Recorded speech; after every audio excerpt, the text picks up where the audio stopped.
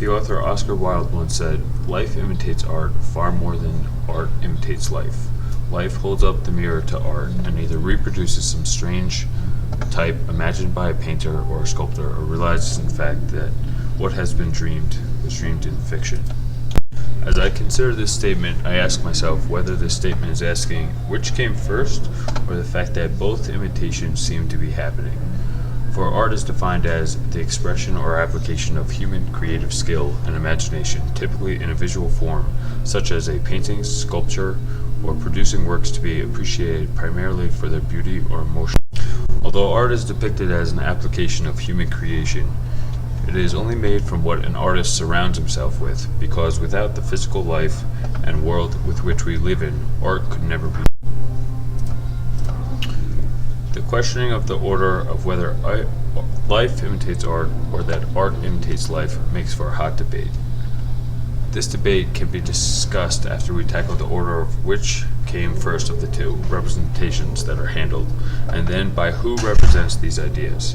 First, we have Oscar Wilde, a 19th century author who became famous for writing many pieces of poetry, plays, and novels during his time in London.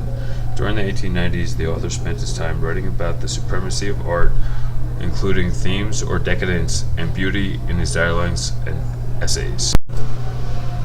His philosophy at the time was that art sets the aesthetic principles by which people perceive life and does not imitate life. He goes on to say that what is found in nature is not readily there, merely it is which artists have taught people to see through art. Now, when you compare Oscar Wilde's vision on life imitating art to that of Guy Fawkes' Mask being touted around the world, being involved in many political disputes,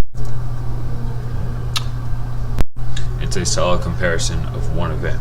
If we are to believe life imitates art, then art would have to come first in the evolution of being created. Alan Moore, the author of the graphic novel V for Vendetta, didn't have anything to draw from other than his imagination. His story depicts a not-too-distant future of a battered United Kingdom post-nuclear war that's controlled by a fascist party. This party rules the country as a police state with an iron grip.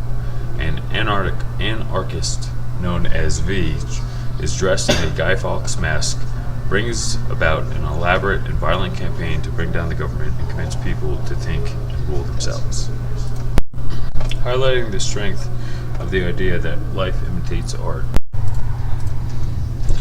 we see V's destructive plot for anarchy takes place along the same lines that Guy Fawkes used in the National Gunpowder Plot. In the movie, V uses a historical point in the man who tried to topple the government at the time to set the stage for anarchy. This movie is entirely made up but has striking similarities to factual events. Fast forward and we see modern-day youth groups, protesters, and anyone aware of the Guy Fawkes mask stands for, using it to project a faceless strength towards the opposition. The Guy Fawkes mask wouldn't have much appeal if it weren't connected to such a blockbuster movie. We can see the mask being used not only as a token for anonymity for the hacker group Anonymous, as we see in the article Cyber Terrorism in the New Cry Wolf.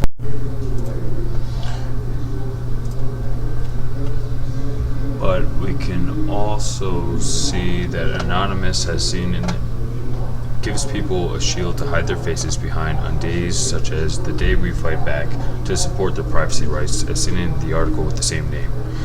In the article written about Occupy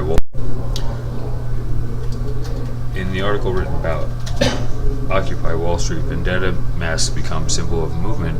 Both the life-imitating art side and art-imitating life side seem to confirm that the masks are not about bombing anything. It's about being anonymous and peaceful. The Fawkes mask is about being against the man, the power that keeps you down, unquote. But history books didn't lead to the mask's popularity, a nearly 30-year-old graphic novel and a 5-year-old movie. Moving forward, if we want to have an understanding of how art imitates life, we look at some of the first pieces ever made, cave drawings. Taken from the world's oldest cave art, found and made by the Neanderthals.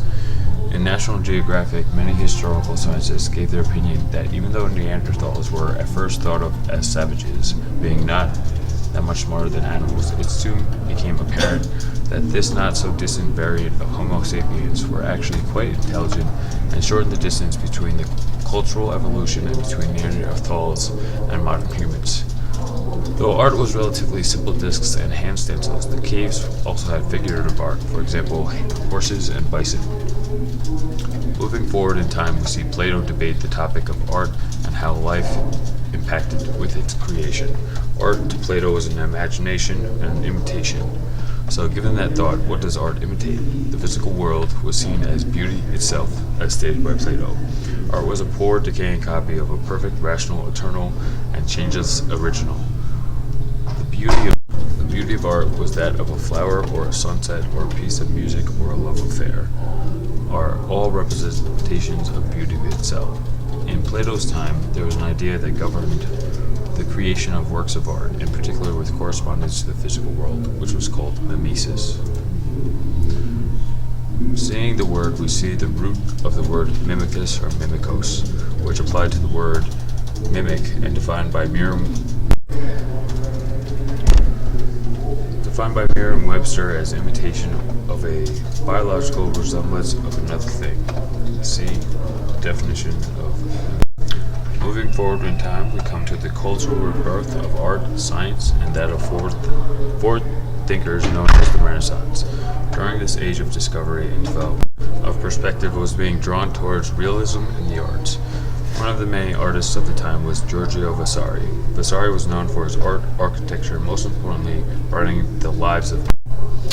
This was a quintessential piece that he said that, quote, painting is just the imitation of all living things of nature with their colors and designs just as they are in nature, end quote.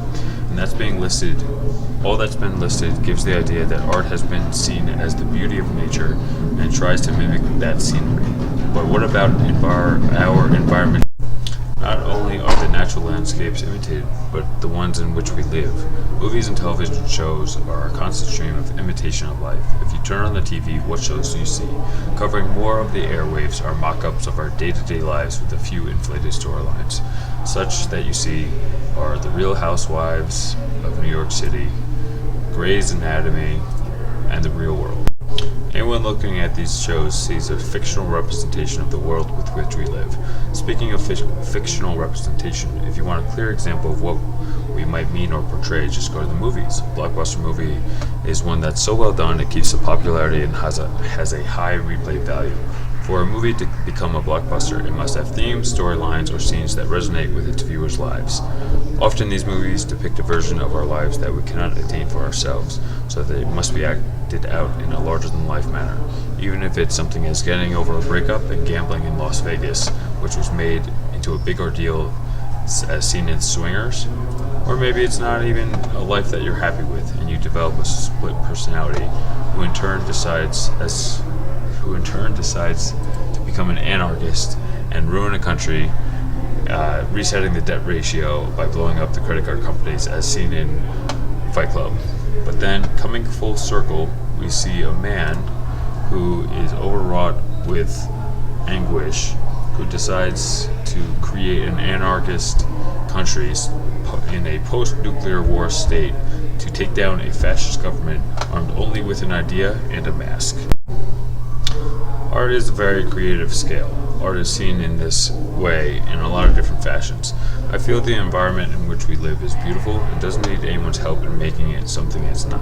That said, we are all able to take in beauty and become inspired by it, whether it's an artist that you see currently, or someone around you, or anyone else that might see art depicted in ways that are new and creative. Whether we use that creativity to enjoy our surroundings, or we use it as an inspiration to create new pieces of art for each of us to decide. In any case, without